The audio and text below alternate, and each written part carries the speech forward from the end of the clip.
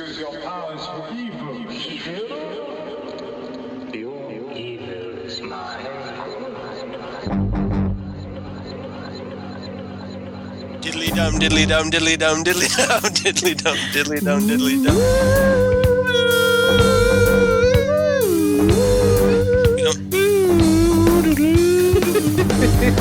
Of course, I had to bring out the Doctor Who Funko. Nice.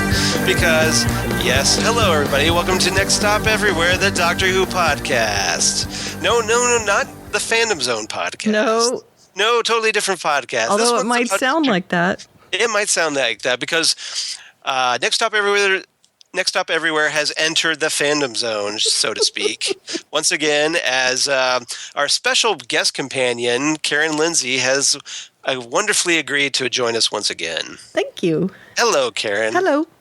And Thank you you. got out the Funko because that's Yes. her dealio. It's the fourth figure. That's right. The fourth Doctor, yes. So, yeah. Who we will be you're kind of talking carrying about. over the Funko theme. Woohoo! I don't have any Doctor Who Funkos.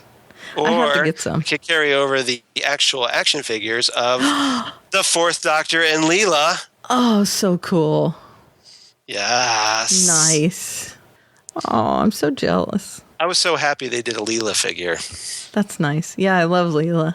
So, yeah, I love Leela is one of my favorites, too. So you may ask, why are we talking about the fourth Doctor and Leela? Because Because Karen and I discussed this, and we decided, well, hey, Karen loves the fourth Doctor, I do. as do I. But This is truth. even though he's not my favorite Doctor, but I know he's your favorite Doctor. Yes, he's my doctor.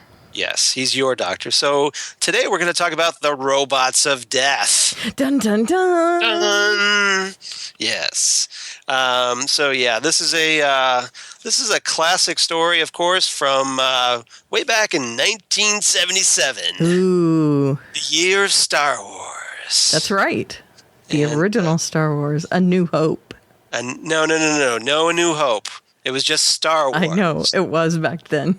We don't. None of Just this Star A New Wars. Hope nonsense. Yes, but I'm telling people Yes. because they know it as A New Right. Hope. Right. What you youngins Yes. know as A New Hope was now actually just Star Wars. Right. Because all they had was one movie. Correct. And then when they Just decided, Star Wars. we're going to sequelize the bejesus out of it, Let's tack let's tack an episode 4 in front exactly. and call it A New Hope. So It was on in January of that year, but I did not watch it until like 1978, 79, something like that, because it didn't air here.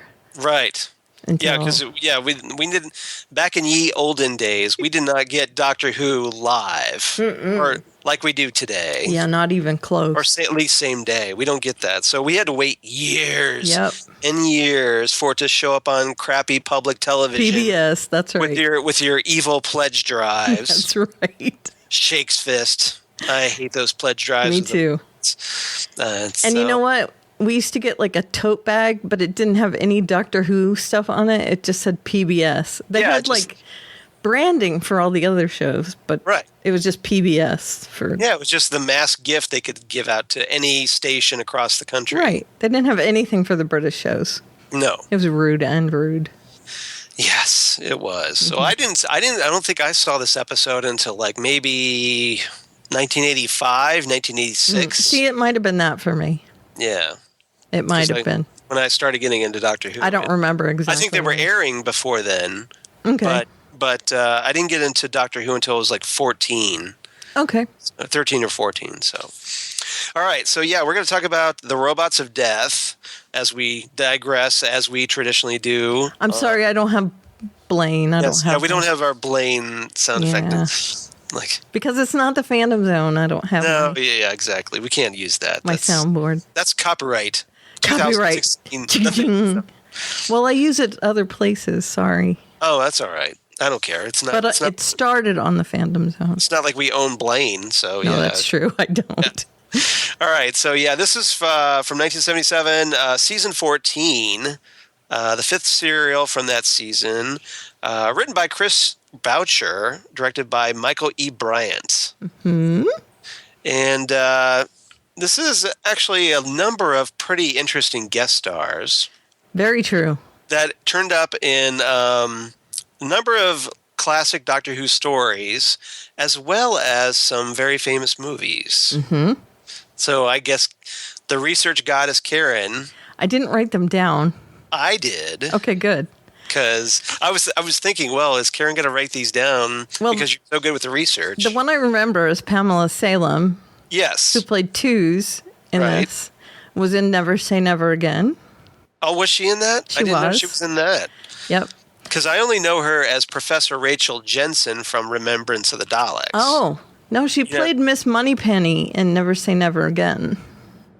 Oh, I didn't know. The one unofficial. Yeah, the unofficial Sean Connery movie. Mm-hmm. Yeah, that came out the same year as Octopussy. Mm-hmm. With Roger Moore, 1983. And she was in a lot of television shows, both, on both sides of the pond. A lot of them. I looked her up, and she was in stuff like, procedurals, Magnum PI, and things like that at the time. Yeah. So. I've got an interesting little tidbit about her. All right. That's Doctor Who related, so it actually is relevant. She auditioned for Leela. Did she really? She did. But, of course, it went to Louise Jameson. But who was awesome. Who was awesome as Leela. No complaints there. But, yeah, apparently she was up for it. So probably what happened was she auditioned for Leela and ended up getting this part here as Twos. And then didn't return until all the way until 1983. Mm-hmm. No, I'm sorry, 1988 for the 25th anniversary season. Yeah, Remembrance of the Daleks. So the Sylvester McCoy story. And then there's a guy who has been in a lot of stuff too. Then we've got David Bailey, who plays Dask in this story. Mm-hmm. He is probably most famously known as the mute pirate Cotton in the Pirates of the Caribbean movies. With the parrot on his shoulder. With the parrot on his shoulder, yeah, that guy. Right. So, I knew that. The parrot guy, that's all you know. The parrot guy, yeah. You never remember Cotton, you just remember, that's the parrot guy.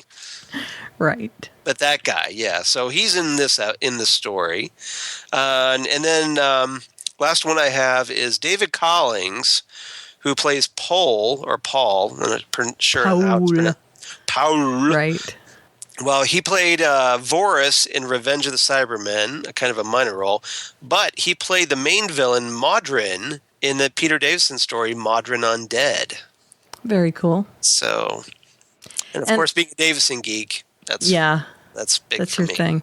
That's big for me. I did remember when I looked some of these up that several of them were in Blake 7. Okay. And I think that Chris Beauchamp also worked on Blake 7, so that might be why. I believe you're right. He pulled them over. I didn't watch Blake 7, so I kind of I kind of overlooked those because I didn't watch Blake 7, but I know you watched Blake 7, correct? I did, not as much as Doctor Who, so it's kind of like one of those kind of wispy memories for me. Mm-hmm. Right. You weren't as much of a diehard. No, not at all. Yeah. I remember it, but it's one of those fleeting sort of memories. But whenever I see Blake 7, I'm like, oh, okay, yeah, sure. I remember that, I guess. He looks familiar, and that's probably why. Right. I'm sure a lot of those British actors were just going from show to show. Oh, yeah. And a lot of them were on, Harry's War and things like that. Yeah, exactly. EastEnders. The Saint or something. Sure. Yeah, who knows? All those things. And I think... Hitchhiker's adaptation. Oh, yeah. Voices on stuff. And so I think Chris Beauchamp probably either took them there or brought them over here because they were on near the same time. So I think that's why a lot of these actors, I think it's 4 of them from this episode were on Blake 7. Oh, wow. That's and cool. Some of them were just minor roles, not main roles. So proving once again that it's not what you know, it's who you know. Who you know, exactly. As in everything in life. Don't let anybody else tell you different, kids. That's right. So that's my little... No, that's my list too. So before we get into the actual agenda, I was kind of wondering what your overall thoughts were on this story. why you suggested it. Well, I think it's a pretty good story. It's a whodunit, which is no pun intended. Yeah, exactly. A Doctor Whodunit, which is different for Doctor Who. They usually don't do like standard murder mysteries. They have done them though. Sure. Right. This kind of falls out of the realm of their thing in that they based it on Agatha Christie sort of thing. Right. Is, they're whittling down the people until they catch the murder. And that's one of the things we'll talk about. Yeah. Mm-hmm. And also they took from Dune, the Frank Herbert, which is obvious when you watch this episode. Yes. And of course it was the book, not the movie, because the movie hadn't been made. And I like this. I love the movie, by the way. I know a lot of people hate the movie. I know you hate it.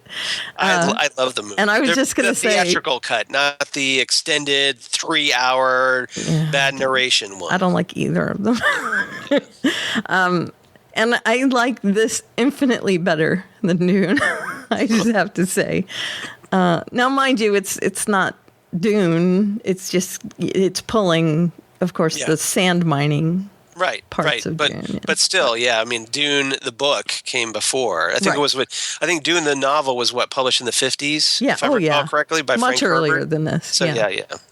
All right. So you kind of dug that. I like it. I like that there's a tenseness to it. And that people are being picked off one by one, and it's not the Doctor or Leela. You do as the viewer, but they don't. But of course, don't. And that happens a lot, of course, in Doctor Who stories where they arrive somewhere, then they get immediately blamed for something, right? And I kind of hate that cliche in Doctor Who. Yeah, I know, because it's been done to death, right? But in this case, it makes perfect sense. It does. Because, all of a sudden people are dying. Oh, look, who's new that, it didn't start happening until you guys showed up. Exactly. And I also like the personalities of the people on the ship, on the mining boat. Right. Yes. Whatever it is. Vessel, whatever. Because Chris Boucher really wrote them very diverse and interesting, I thought. So. Yeah. Storm Mine 4, the sand miner vehicle. Thank you. Whatever it is. Yeah, whatever that is. I don't know what it is. It looks like a weird sand boat. I just keep waiting for the Fremen to show up and going. Right. Long live the fighters! Oh wait, sorry. Or Muad'Dib. Or Jawas. Yes. And sand people. Jawas. Yeah. The sandcrawler would be hilarious. Yeah, exactly. It does look kind of like that weird brown ship. Yeah, it does. Thing. It does. Houdini! They got that staff that they walk around with. Yeah, exactly. Or the Tusken Raiders. Yeah. That would be good. Yeah, got it. All right. So see, digressing again. It's what we do. Sorry, everyone. What is this? Yeah, what is this bizarre segue that's happening right now? That's happening right now. Can we maybe stay on point? Yeah, there you go. There's our Blaine since we didn't have it queued up. But I can recite it exactly the way he does it too. Mm-hmm. Yeah. David Anders, for those who are wondering, from iZombie. That's right. In case you don't listen. In case you don't watch iZombie, and what is wrong with you if you don't watch iZombie? Right. Or listen to the Fandom Zone. And again, even better, yes. You're a monster if you don't listen to so the yes. Fandom Zone. If you're listening to Next Stop Everywhere and you don't listen to the Fandom Zone podcast, what's wrong with you? Come on. Right. Come on. We're cool people. Get with it. Exactly. How can you miss out on this banter? Join the Cool Kids Club. See what you're missing? That's right. All right. Okay.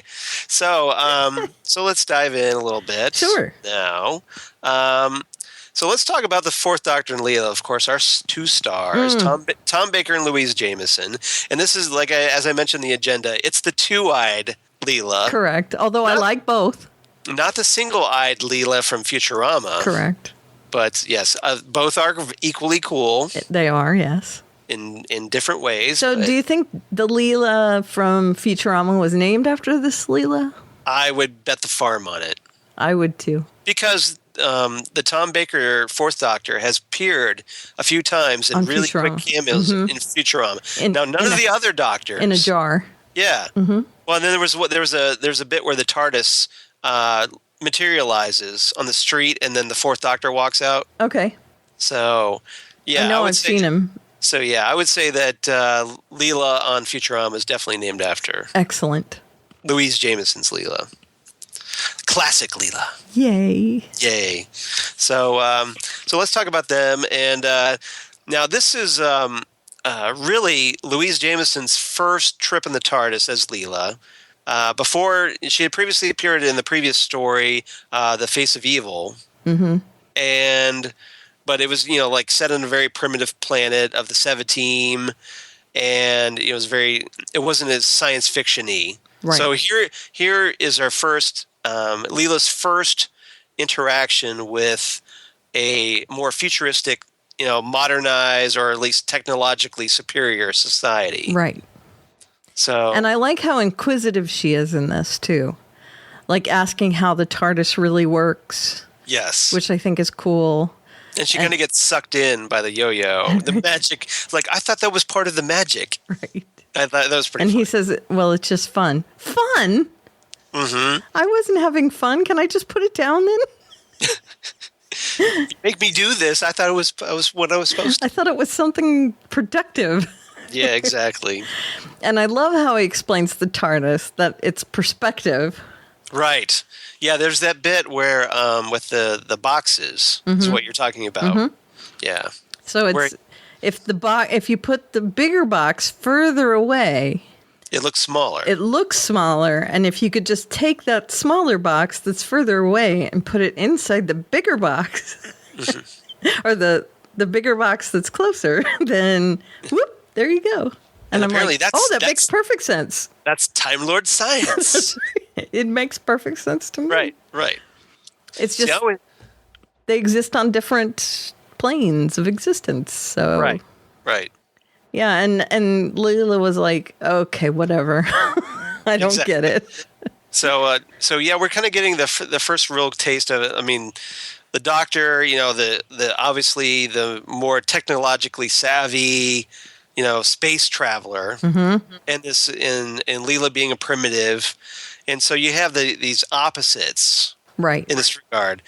Now, do you get the feeling? I mean, I always kind of get the feeling a little bit that the Doctor kind of lords his superiority a little bit over Leela. That because he keeps referring to her as savage, right, or mouse in the case at the end of the episode. Yeah, because he kind of tricks her into like getting all this helium, inhaling all this helium, and it's just like, well, you have, like what she would have known had she known anything about helium, right? Not. I think he almost thinks of her as like a pet. Yeah, at least until Kanan comes along, right? And then he has another lower life form, right, to deal with.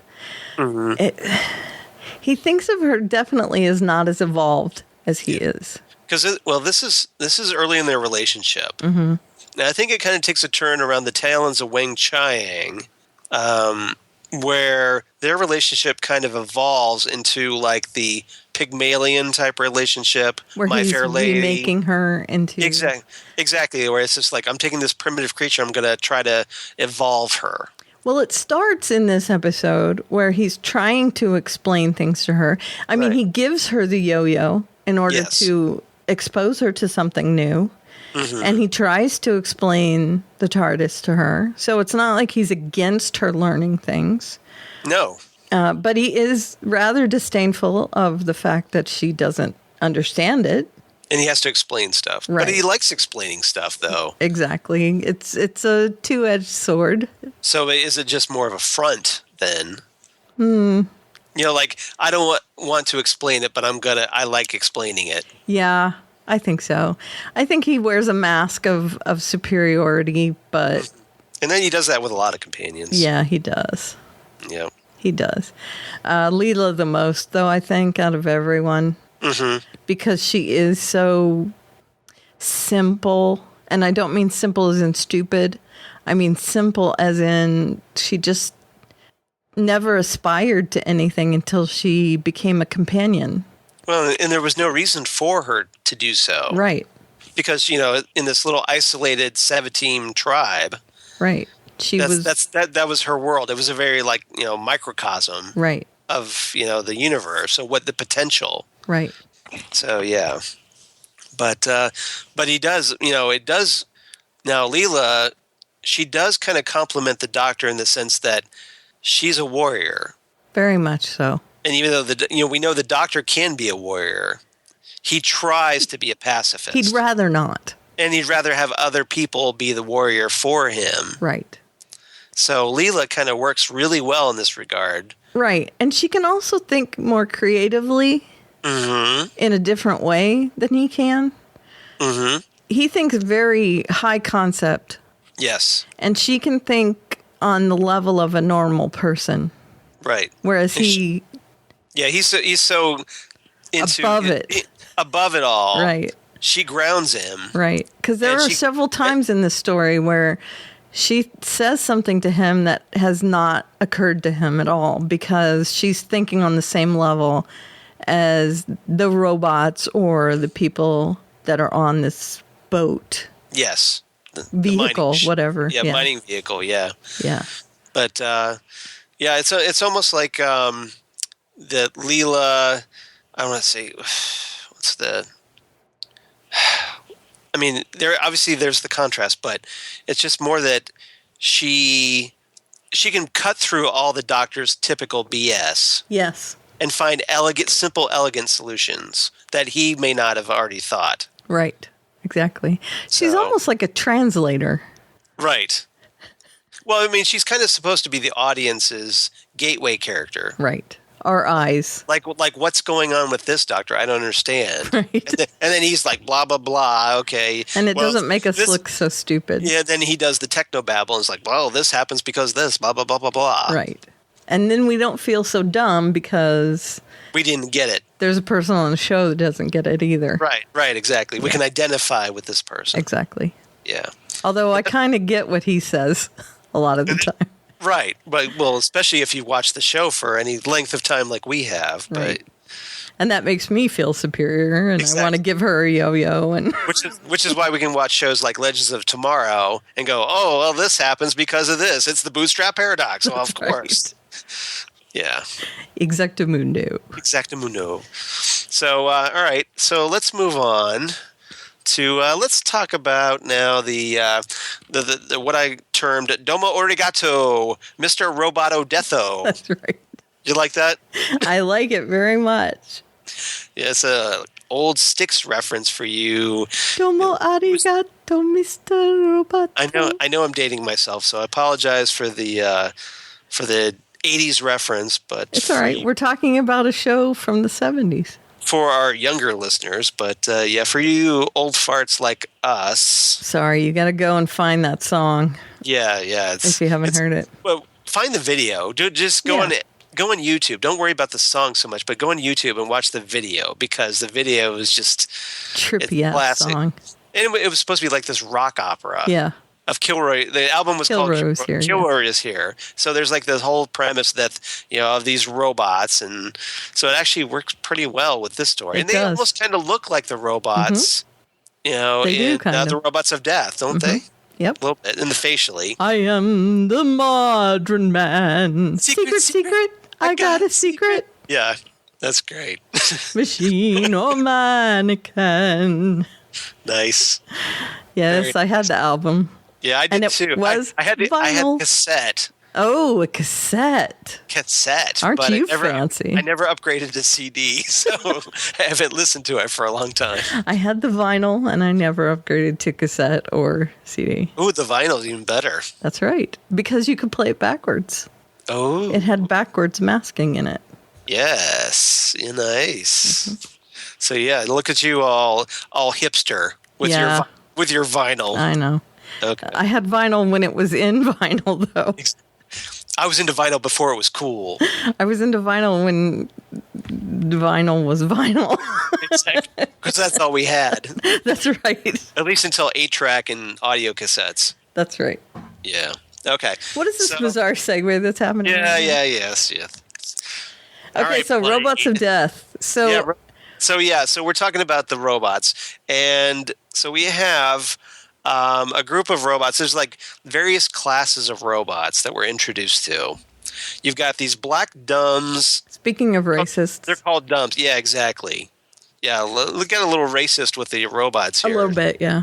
Boucher, but or is it Boucher? Well, I don't know. But anyway, so you get the black dumbs that can't speak. Mm-hmm. You've got pale green Vox and a silver super Vox, which control all the dumbs in the Vox. Right. So, and one of the dumbs can actually speak, although he's pretending to not be able to speak. Right. Yeah. He's which one? I forget which one he is. The number one. D17? No, he was a D. No, he has like D84. D84. Yes. Yeah. Okay. D84. Okay, yeah, D84. He's the one that takes Leela hostage and says that Leela was killing someone. And yeah, exactly. Now, here with the robots, there's major, like, Boucher draws heavily from, like, a lot of Asimov. Mm-hmm. And his the laws of robotics. Yeah. Right. Where, like, and they kind of, this story premise kind of leans heavily on the first law, where a robot shall not harm any other human. A robot may not injure a human being or through an action allow a human being to come to harm. Awesome. You got it. This is why I love working with Karen. I know that if I drop the ball on something, Karen's usually there to pick it up. And it happens often, but... And then the second law is a robot must obey orders given it by human beings, except where such orders would conflict with the first law. And the third is a robot must protect its own existence as long as such protection does not conflict with the first or second law. Excellent. Top notch. Gold star for Karen. Thank you. Yes. So these were based, it's almost like this story was kind of a tribute to Isaac Asimov's robot mysteries. Mm-hmm. So you had which were primarily, obviously, the story I, Robot, which most people know because of the Will Smith movie. Right. And that is where he coined those laws of robotics. Exactly. From that story, I, Robot. And, of course, the most menacing thing is that the robots broke those rules. Right. But they broke them because a human interfered. Mm-hmm. And in this case, that is exactly what happens as well. See, it's always the robots are cool until the humans get involved. That's right. User error. Exactly. Is what we call it. Or, it ends up like the Matrix where they, Mm-hmm. Yeah. Although that kind of energy, don't get me started on the Matrix. Why? Because running off of a human for energy makes no sense. So the whole plot of the Matrix is... Well, there's electrical current going through human beings. Yeah, it's not nearly enough. No, but that's why they stockpile them. Oh. And if it takes up way too much space for the amount of electricity you would get. And you stimulate the brain, and and it causes more energy. No. I don't know. I know. I agree with you. Humans are terrible batteries. Yes, I agree. Okay. Darn you for finding logic in... It'd be better if they just use us to mine coal for coal mines. Pretty much. Yeah. So anyway, we have going on with the Asimov illusions here. We have this robot pair, Pole and D84. Right. Which are kind of like this police duo, Elijah Bailey and R. Daniil Olival, from this book called The Caves of Steel, and which were written by Asimov, and it had various sequels of that. So that might have been drawn. Right. Plus those the fact that might have been drawn from those stories. That we name one of our main characters Yuvanov. Right, which sounds a lot like Asimov. Right. I'm assuming that's kind of the tribute. Yes. Yes. But so we here in this story we have the robots. Yeah, they end up getting used as tools to murder people, and simply because the guy behind it all he identifies with the robots. Right. He thinks he is one. He kind of paints his face silver. Yeah. And, so he's like... He's a whack job. Exactly. He's a whack job. I was trying to phrase that delicately. Yeah. But... he's cuckoo for Cocoa Puffs. Yeah, pretty much. He's crazy town. Yeah, slightly. And I kind of like the fact that the doctor kind of digs on him about his appearance. Right. Which is he's all snarky about it, which is pretty funny. Well, that's the fourth Doctor, Snarktown. Exactly. especially when Romana shows up. Yes. But I like him with Romana as well. I do too. But I like him with Leela too. Me too. All right. I like him all the time. So is there anything I missed about the robots, really, do you think? No, I realized that when I watched this the first time, it's the second part of this arc where the dumb robot is talking. And I realized at that point that a human was interfering with them. Yes. Because that's the only way that robot could talk. And so you just have to figure out which human it is that's doing this interfering, and you would figure out who is killing people. Exactly. But then I was like, well, I don't know who it is, because it could be anyone on there. And I felt like I was just no closer to finding out who it was. You don't think they set up the mystery well enough? No, I think they did. Oh, is what I'm saying. I couldn't figure it out. They kept you guessing. Yeah. Yeah. I mean, I felt like I had gotten somewhere with that clue, and then I was like, okay, but it could be anyone on there still. Right. Yeah, we don't have enough information. Right. Yeah. Now, one thing I didn't want to talk about the robots, I just remembered. D84 with the Fourth Doctor. Because at first, the Fourth Doctor kind of dismisses him once he finds out that, you can speak. Mm-hmm. And then he kind of tags along with the Fourth Doctor, and then the Fourth Doctor starts being nicer to him as the story progresses. Right. Only for D84 to end up getting damaged, but yeah. Now, what do you think his motives were for that? Do you think he was trying to figure out what was happening? I don't know, because I was kind of wondering about that, because I was wondering if the Doctor kept him along because he was capable of understanding a lot of what the Doctor likes to talk about, because compared to Leela. On the same wavelength, maybe? A little bit. Yeah.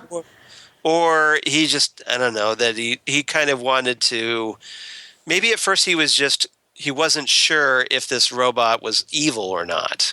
So maybe he was just kind of stringing him along. That was a thought of me, of mine as well.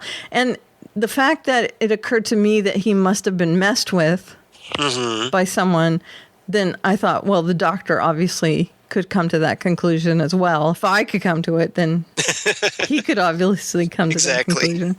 And, that's real life. I know it's not the show, but you have to kind of hope that he would be able to noodle that through. And I thought, well, if he comes to that conclusion, then he would be smart to keep him around to try and figure out. It's not good when the audience is smarter than the Doctor. Right. Exactly. So, and he shouldn't be. Right. So I was hoping maybe he kept him around to lead him to the murder. But I also think that there was part of him that was like, someone who's my intellectual equal.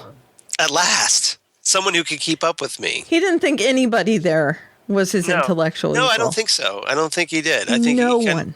Right. Even the dead guy in the silo. He's like, I need somebody to identify with. Oh, I guess you'll do, D84. Right. Everybody was the same intellectual level as that dead guy in the silo to him. He had a conversation with that guy in there, and he was like, they're all like this. Yeah. Exactly. All right, so we talked about the Asimov illusions. Mm-hmm.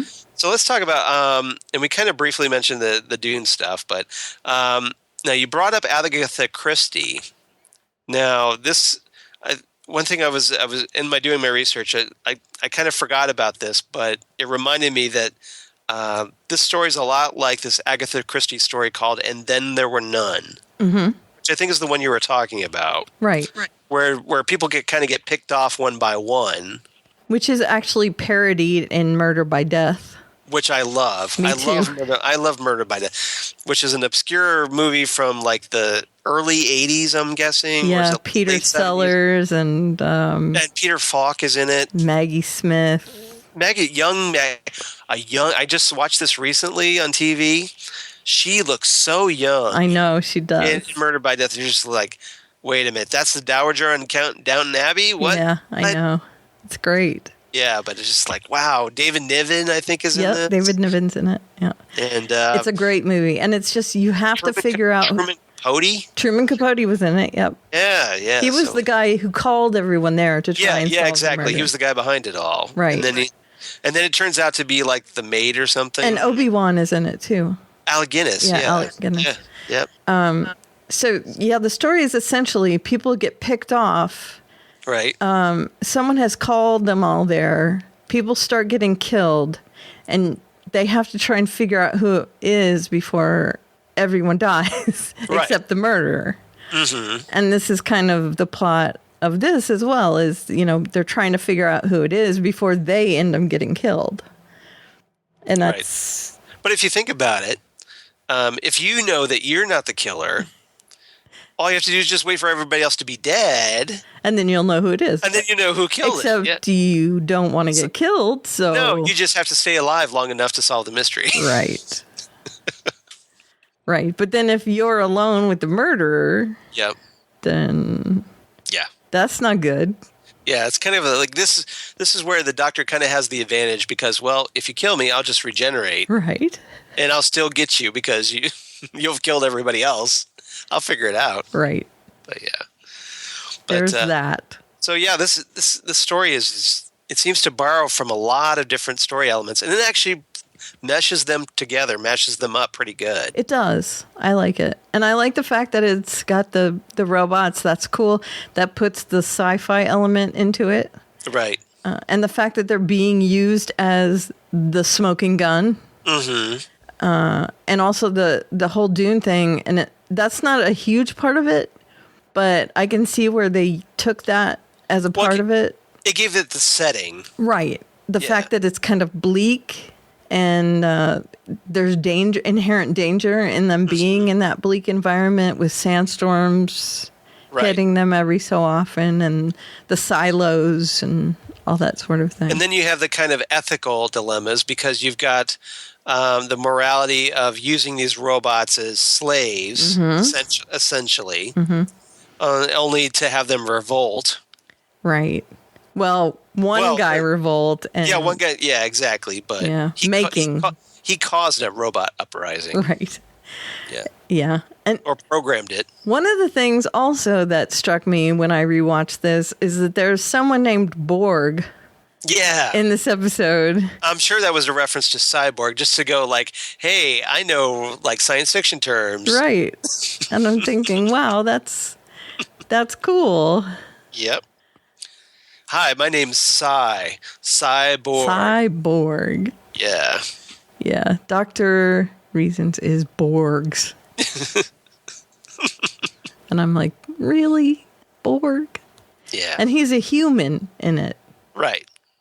You think he'd at least be bionic or something.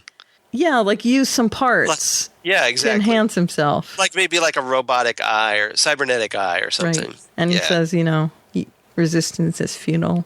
Yeah. Or something. Well, he couldn't do that on Doctor Who because the Cybermen came up with resistance is useless. That's true. And, so remember, Cybermen came before the Borg. The Cybermen were the Borg before the Borg. Before the Borg, right. So, yeah. Don't let any Star Trek fan tell you different. No, that's true. It is very true. Doctor Who did it first. Doctor Who did it. Exactly. Doctor Who did it. So, all right. So let's see. Well, the last, I guess that about does it. Is there anything else you think I missed about this story? Mm-mm. It's pretty straightforward. Yeah, it was very simple, but I like that it incorporated so many sci-fi elements into such a very standard murder mystery story, and that's what made it compelling to me. Yeah. I think Doctor Who works really well when it takes things we're familiar with and gives it that little sci-fi twist. Mm-hmm. or that little angle. Right. It's like, hey, you could tell, like, okay, we want to do like a samurai story, but we're gonna, set it in the past with aliens or something. Right. And then, that's the Doctor Who spin on it. Right. And it was very cool to take like tributes to different genre, like famous genre writers, and incorporate them into one thing, which was very cool. So I liked it. I think so too. All right. So now, did you happen to write down any favorite lines? I didn't. You didn't? Mm-hmm. Okay. All right. Well, I threw it out there. I know you did. I was hoping you would, but that's okay. I'm sorry. But it's kind of a thing we do here. I know. So I could have, because there's, a lot of great lines in this episode. In the story, yeah. Tom Baker always has lots of really good lines. But yeah, I wrote down a few Tom Baker lines. Oh, good. So yes, so the first one I have, I never carry weapons. If people see you, mean them no harm. They never hurt you. I remember 9 that. times out of 10. Oh, he said 9 times out of 10, like 5 times in this. Yeah, because he was explaining to Leela about that. Like the TARDIS works for me like 10 times out of 10 or whatever. No, wait, well, 9 times out of 10. No, 7 times out of 10. Right. Yeah. So then he follows that up with like, I never carry weapons, and people won't hurt you 9 times out of 10. Right. And then one more time he says it, like, are you sure we won't get killed or whatever? And he goes, yes, of course not. Well, 9 times out of 10.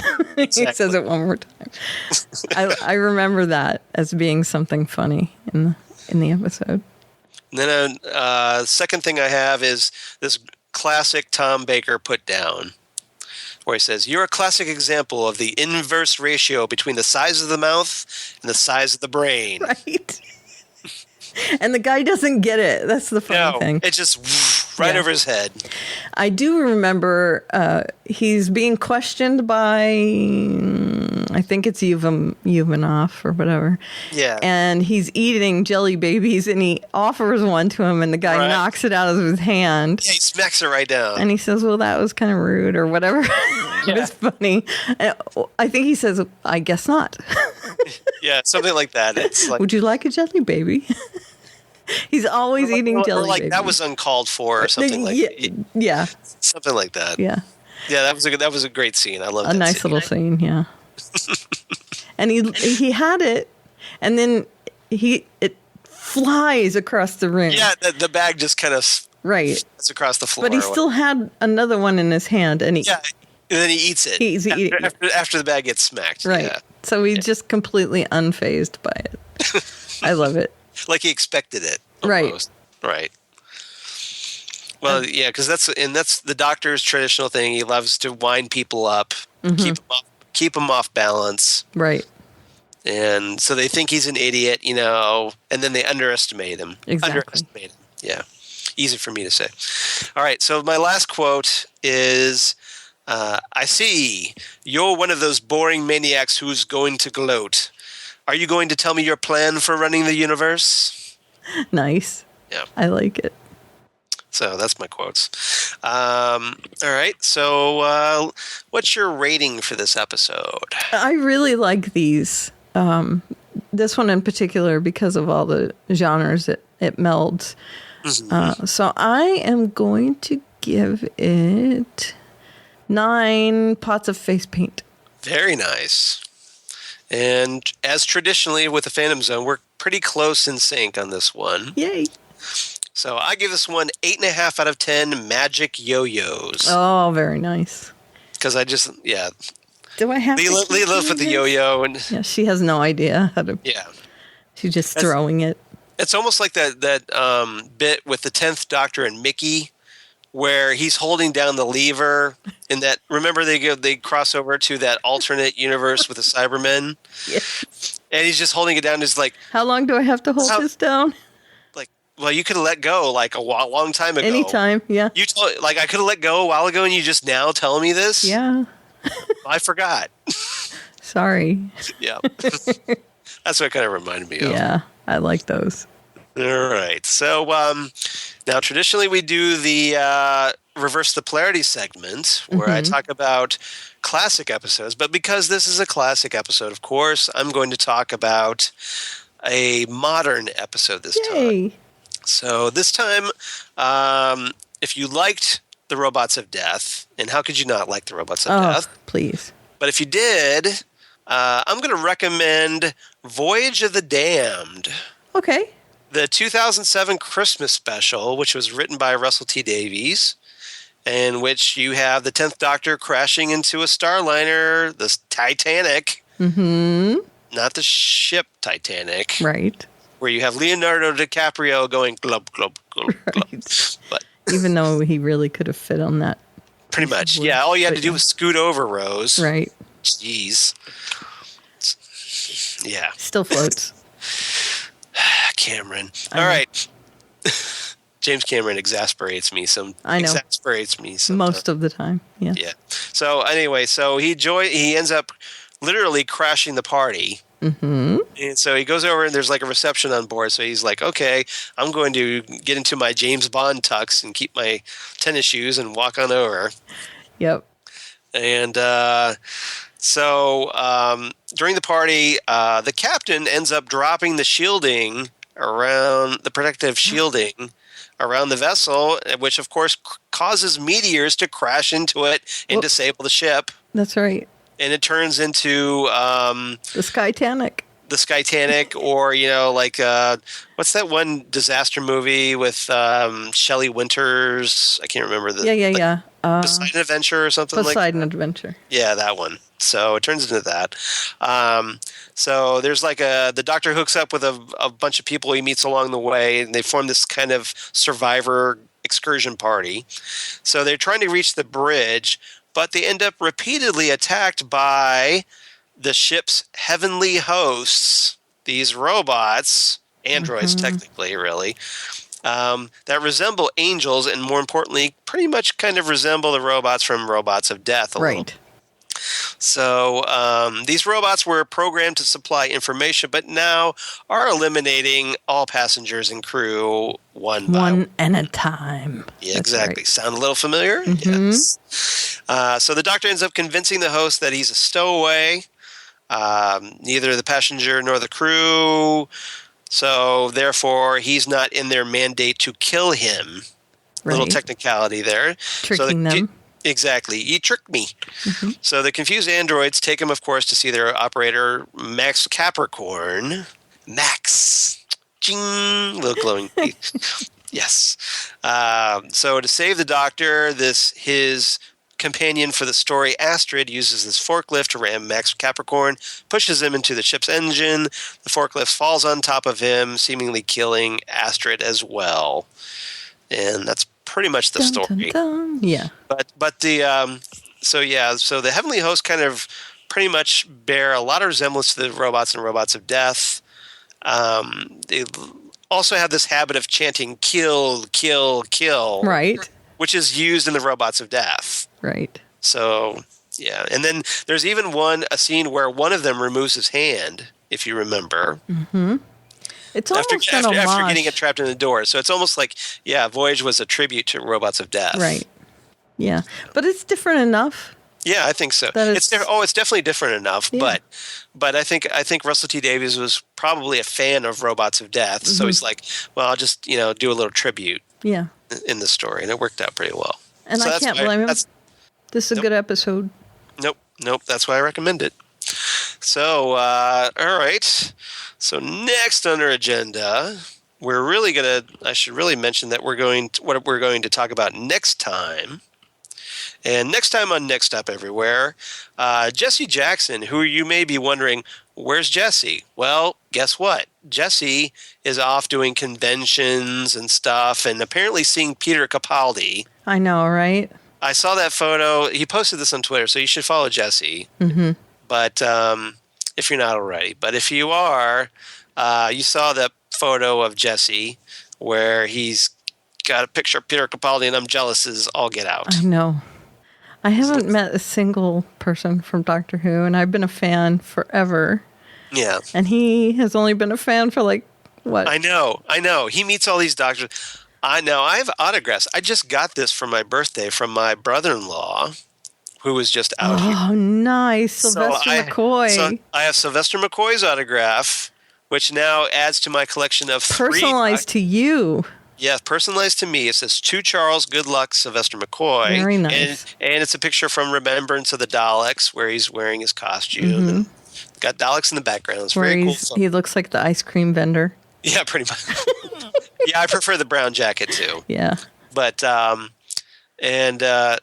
I have 3 doctors now. I have Peter Davison's autograph, I have Sylvester McCoy's autograph, and I have Matt Smith's autograph. But I have not met any of them. Mm-hmm. I have not met a single doctor, and I've been a Doctor Who fan since 1984. Right. Why? Damn you, Jesse. Because I live in Ohio, and the doctors rarely come out to Ohio. Yeah. So, damn you, Jesse. And if they do, they like way out in Cleveland or too far. Something's going on. I've been to a million conventions, but I've just never. Yeah, it's just never worked out, and so it's like, Jesse, I'm so jealous of you. So so props to you for making it happen. But sure, but we still hate you, Jesse. We still hate you. Yeah. We love you, but we hate you. In the nicest possible way, we hate you. Exactly. So next time, Jesse will return, so don't panic, kids. Hopefully he stops listening to Bruce Springsteen long enough. And we'll, I'm just playing, Jesse. Relax. So, just kidding. So next time we're going to talk about a Peter Davison story. Kind of getting back on our schedule before Jesse's vacation. Fire. We're going to talk about fire. Yes, fire. As if, yeah, the 2 different things there. Yeah, the Peter Davison classic, Planet of Fire, which I should note that is the first story with Perry Brown, and the last story with Turlough, and also has the Master. So, nice. Yep, so it's a good little story. And it's Peter Davison's penultimate story. Some landmarks. Yep. So take a drink because you said... Take a drink for penultimate. Yeah, that's a running gag from Fandom Zone, by the way. Right. So, see, this is why you need to listen to Fandom Zone, so you can get all these little running gags. And you won't be a monster, because you are a monster if you don't listen to the Fandom Zone. Yes, you're a monster. Yes. But, so, all right. So I think that about does it. But, Karen, thank you so much for joining us. You're welcome. You are awesome, as always. I hope you had fun. I did. And I love doing this. Got to talk a little Doctor Who for a change, as opposed to, like, comic books and television. Well, you know I love me some Doctor Who. I know. And so you're always welcome, of course. We love having you here. You're welcome back anytime you want. Thank you. As your crazy schedule permits. I love many varied things. You do love many varied things. So we definitely appreciate when you can help out. That's right. We try not to bug you about it too often. And what was I talking about before we started recording? You were talking... Fangirl. You were talking about Warcraft. That's right. And science fiction. And science fiction and all your books that your reading goal. That's right. So. Oh, I highly recommend Lexicon by Max Berry. That's what I was telling you about earlier. Exactly. Yes. Yep. And the Warcraft movie, which was awesome. Yeah, you got to see that in advance, so. I did. It's out tonight. And you give it a thumbs up. Yes, 2 thumbs up. It was very good. Yeah. All right. So, Karen, where can they reach you? Speaking of reading my blog. Pimp your stuff, Karen. That's right. I just put up 3 new posts on my blog. So, you can reach me at Aleveria, Aleveria, and in my bio there is a link to my blog. And pinned at the top is where you can reach me, but there should be some pretty decent and varied things to read about. Yes. Lots of podcasts. Lots of podcasts. Yes. Mm-hmm. And I talk about books, and I talk about games, and I talk about podcasts, and I talk about all kinds of stuff on my blog. So you are a very well-rounded individual. I like to think so. Which is a good thing. I try. I try too. I try to be well-rounded. Mm-hmm. I like gaming. It keeps me young. But mostly I'm just a square. You're not a square at all. Yeah, that was the Pulp Fiction square. We did the square. It sounded like nothing. But yeah, exactly. We both threw the square on. It's kind of a visual gag, so I apologize. But yeah, we're doing the Uma Thurman square gag from Pulp Fiction. But neither of us are square. We're very cool. Exactly. And so as for Next Stop Everywhere, of course, you can find us, of course, on Facebook and our Twitter account, Next Stop SMG. So you can check that out. Or you've got nextstopsmg@gmail.com where you can email us and tell us how cool we are. That stands for Southgate Media Group. Southgate Media Group, yes. Mm-hmm. And, of course, Karen does a couple of Southgate Media Group podcasts as well. That's right. We're doing Orphan Black. We're only a couple episodes from the end, but... and what's the name of that podcast, Karen? Felix's Helixes. Mm-hmm. And, man, it has been a great season. It has been a great season of Orphan Black. So, definitely check out Felix's Helixes because I'm digging that one. And it's a great season of Orphan Black to be... So it's a great little companion to the show. We'd like to think so. Yeah, you do a great job with that, by the way. Thank you. I think so. And so, of course, we got that. And then my Twitter handle, of course, is @Charles Skaggs on the Twitter machine. I missed this so much this week. Yeah, we were off for 2 weeks because I was on vacation, so she didn't get this. @Charles Skaggs on the Instagram. Google Plus for all you crazy kids on the Google Plus. Shout out to you, Karen. And, of course, Facebook, of course, and my blog of geeky things, Damn Good Coffee and Hot, where I talk about lots of things like Doctor Who and Next Stop Everywhere, comic books on television, the Fandom Zone podcast, and more. That's right. So, science fiction and... you name it, whatever. I've numerous interests. If you go to the Damn Good Subjects little thing on the side where you can click on, like I've tagged my articles so you can kind of reference everything, you'll see I am interested in a lot of things. So, and there's one, he makes it the same color as the background, so you have to search around, but it says porn on there. So look around really hard. I do not have porn. Is not a porn site. I know. I'm just joking. You are. I'm just joking. You're ornery. You're pornery. You're pornery. There is porn on my blog. Now I wish we had the porn music playing that we play. Yeah. I feel kind of lost without the porn music. I know, right? Yeah, it's one of our regular. I feel really lost without Blaine. Yeah. But so in a couple of days, we're recording this on Thursday. Now, 2 days from now, Karen and I are going to be back at the Fandom Zone, of course. That's right. The Fandom Zone podcast. Don't be a monster. Listen. Yeah, check it out because we're going to cover episode 2 of Preacher this week. And we're going to cover the series premiere of Outcast on Cinemax. That's right. So if you kind of are interested in those shows, that's what we're going to be talking about this week for episode 63. That's right. But you're more than welcome to check out episodes 1 through 62. Of course. And you can definitely find those on our usual hangouts like iTunes, Google Play, Music, I said iTunes, but Libsyn, SoundCloud, and all that. So, right. Yeah. I highly recommend episode 13. Oh, and YouTube. Yeah, we're on good. YouTube. Yeah. Episode 13 was good. Mm-hmm. Episode 22, that was also really good. I don't know. I'm just picking them. You're just throwing out numbers. They're all good. They are all good. They're all good. All of them, yeah. All right. So, hope you check us out there. Hopefully you enjoyed our little banter today. And if you enjoyed that, please check us out on the Fandom Zone podcast. We would definitely appreciate it. Yes. And give us a like on Facebook, too. That would be awesome. Sure. Even more awesome. Just look for us at Fandom Zone Podcast. Yep. Where we talk about all those other things. And I am going to be watching Powers. Okay. So we'll at least talk about whether we'll be talking about it or not.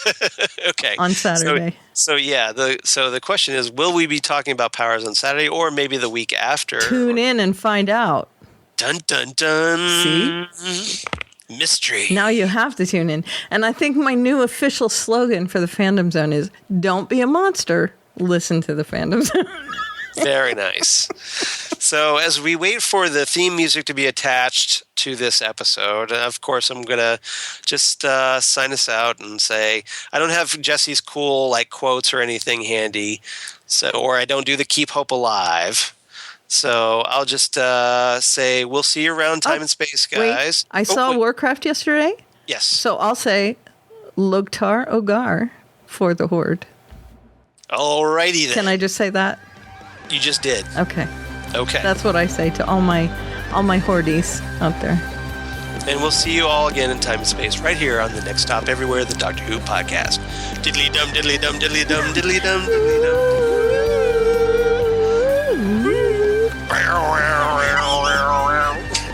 Bye, everyone.